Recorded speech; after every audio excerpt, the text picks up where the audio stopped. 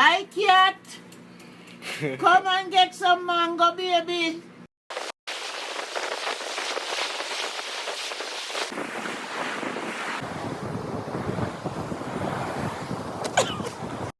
One, two, one, two, three.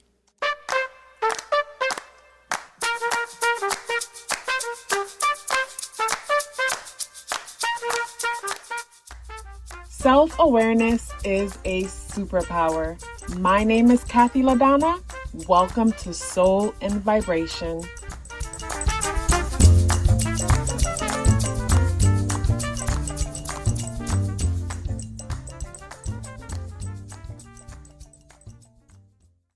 I hope the free thinkers are doing well. And if you're not doing well, I'm happy to remind you that you are the most powerful person that you know.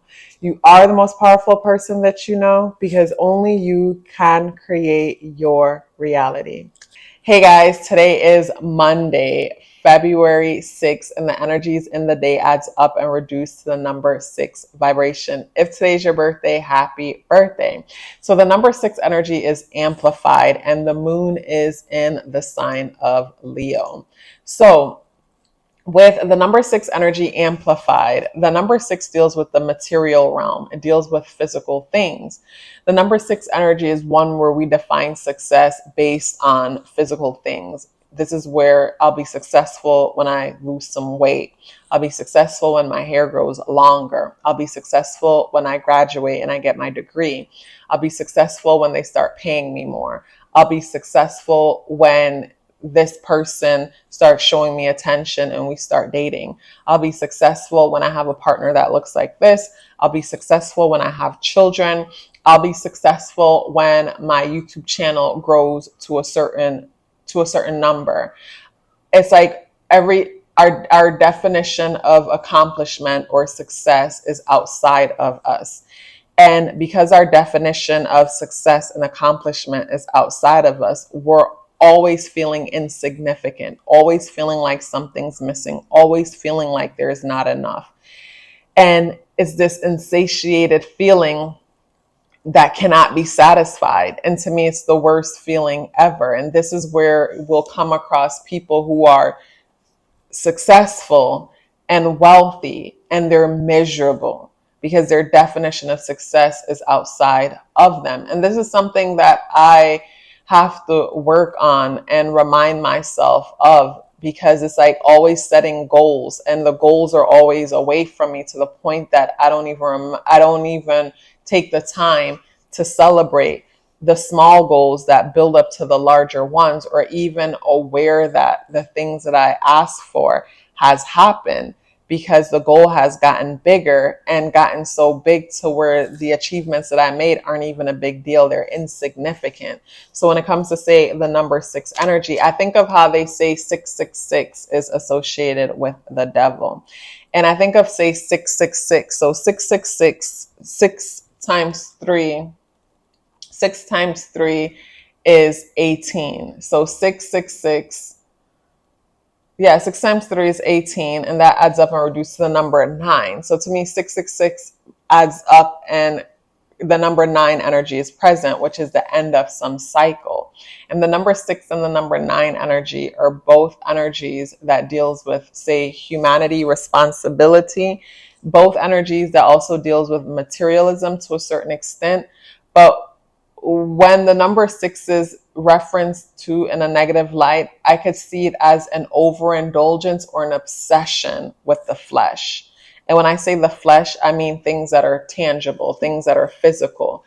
And when they'll say, oh, money is the root of all evil, or the love of money is the root of all evil, I think of the number 6 energy, the obsession over thing, the obsession over a physical thing. So this is where someone is so obsessed over something to the point that they'll do whatever it takes to achieve that. It's the person doing whatever it takes to get a certain partner, or doing whatever it takes to, say, get the ideal body to where it might cost a person their life and they leave behind their children and things like that. To me, that's that number 6 energy amplified. It's like the material aspect of the energy, it just clouds our vision because it means something about us. It means that we've made it, we've achieved, but because it's outside of us, it's like we're never full. We're never there. We never hit the finish line. And for me, instead, I've chose to see success as spiritual and emotional growth. I'll pull out my journal whenever something is challenging me, like say earlier when I was journaling, because say yesterday was, I had some rough patches yesterday. And I didn't realize how rough they were until I woke up today and the energy was still with me. So of course I bust out the journal. And when it was all said and done, I said thank you to myself for evolving to the point where I'm able to recognize that something's wrong and get to the bottom of it and seek a solution. And at the same time, too, I'm grateful how much I've grown to where it's like, I want to get better. I want to be better. And instead of seeing how the other person was wrong or their fault, mature to the point where it's like, okay, if we're entangled, then I obviously am in the same frequency with them. So regardless of how I might want to point a finger and feel like, oh, this person is operating in low vibration, this, that, or the next, like we both must be operating in that low vibration. Why we even bumped heads or even crossed paths. So when it was all said and done, I was proud of myself for not thinking that, oh, it's them and not me, and they're being low vibrational or this, that, or the next. Like, obviously, I must be right there with them. Why our temperatures are within the same degrees, why we even end up on the same plane within the same frequency. And just me recognizing my role in it took my power back because I saw how I showed up and I saw how I need to do better next time. So, it's important to celebrate how much you're growing. It is super important to celebrate your growth, even if in the moment, you didn't wake up and realize, not to fall into an old habit, but after you're able to sit back and see, how the situation played out and how you could have done things different and how you'll do things different the next time, I feel like that is good enough and a reason to celebrate. When it comes to the spirit animal, we have the unicorn. And with the unicorn energy, the unicorn always reminds me of the importance of being magical. And when I say magical, I mean imagination, intuition, trusting in the universe. And one thing with the number 6 energy, people who are strongly associated with the number 6, man, the number 6 rules the third eye. And if you're born on the 6th, the 26th, or life path 6, or even 6 month, if you're not consuming anything that interrupts your dreams, like say smoking weed or even certain foods or drinking and things like that on a regular basis, like y'all dreams are like Hollywood pictures. And a lot of 6 people that I know have the ability to wake up from a dream and then go back in it. Like, it's so wild. Like, I have no control over my dreams. I feel like to a certain extent I do, though, not like the 6 people. When I say I feel like I do, for me, what I mean by that is I could be thinking about someone really hard before going to bed. And from me thinking about them really hard, I'll see things about them. Like I'll dream about them to show me what's going on with them, what they're doing, and things like that. But most of the times I just get dreams. But when it comes to say my sessions, I won't know the person or anything or know who I'm about to meet. And I'll dream about them the day I wake up before their session. And the dream will help me to say understand them better or understand something in their life that they need to address. So it's interesting how the guides connect and work together. But with the 6 people, I feel like they go into different realms and dimensions. It's like tapping into different realms and dimensions. So with today being Monday, the moon is the moon amplifies the energies of the day, and the moon is in Leo, and the moon in Leo is opposed by Saturn. So the moon is our inner world. It's in a place where it is creative, childlike, introspective, and even a bit self-absorbed, or even feel self-entitled, because Leo is the king, and the king feels like it has a right to everything, all things. But the moon is opposed by Saturn in Aquarius, and Saturn brings restrictions, and moon in Leo will not be restricted or controlled by anyone. So on this day, this is where we can feel ourselves feeling overwhelmed or opposed or stuck in between the middle of something where it's like, okay, is it me or is it them?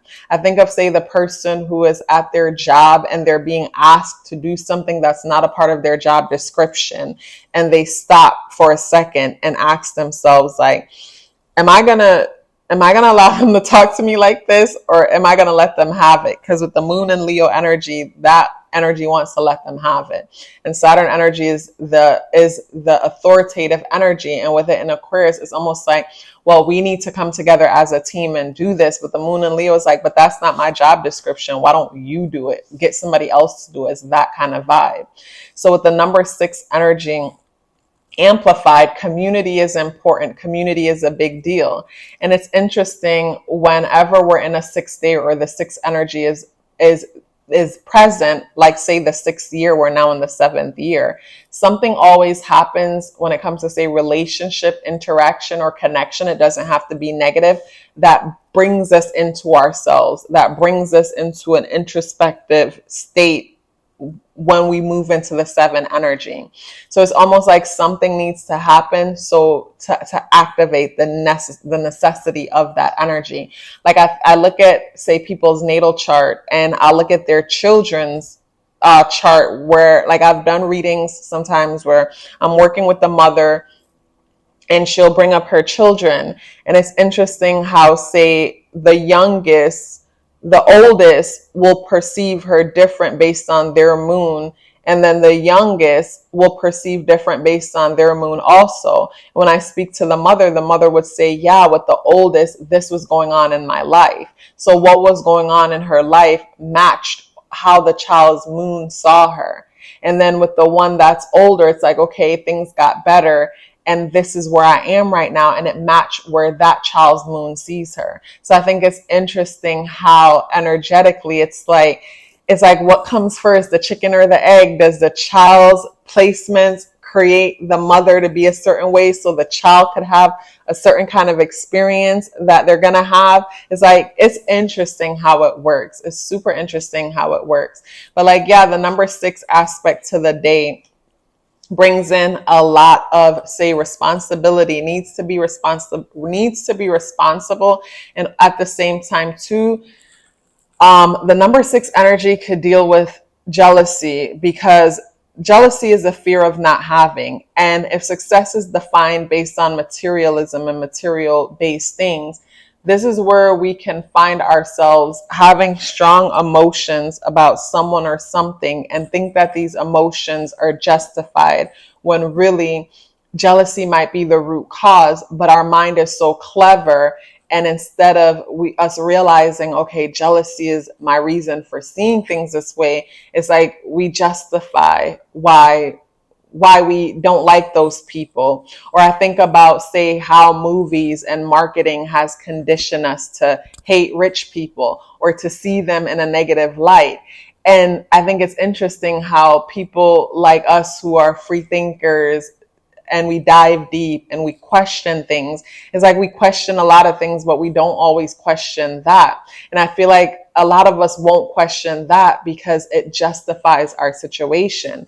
And when I watch movies like that, or just look at how certain people are depicted in the world intentionally,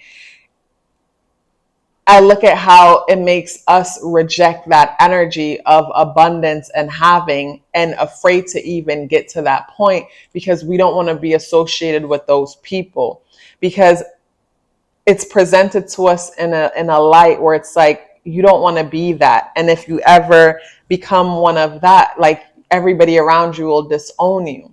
So I just think of, say, how sometimes we'll have certain hate and resentment, and we think it's natural and justified, but don't realize that it was programmed into us. And it was programmed into us based on what we see, from movies, advertisements, and what the news choose to focus on. And then we'll take it on and believe it completely because it justifies something within us. It goes back to me coming to the realization that I saw myself as an underdog. It's very similar to that, where I used to see myself as an underdog, but seeing myself as an underdog was my way of justifying why it took me long to achieve certain things or why I didn't achieve certain things. And seeing myself as an underdog made it say, well, these odds are against me. So this is why this, that, and the next. And the people who made that happen, they're not that special because they didn't have it hard like me.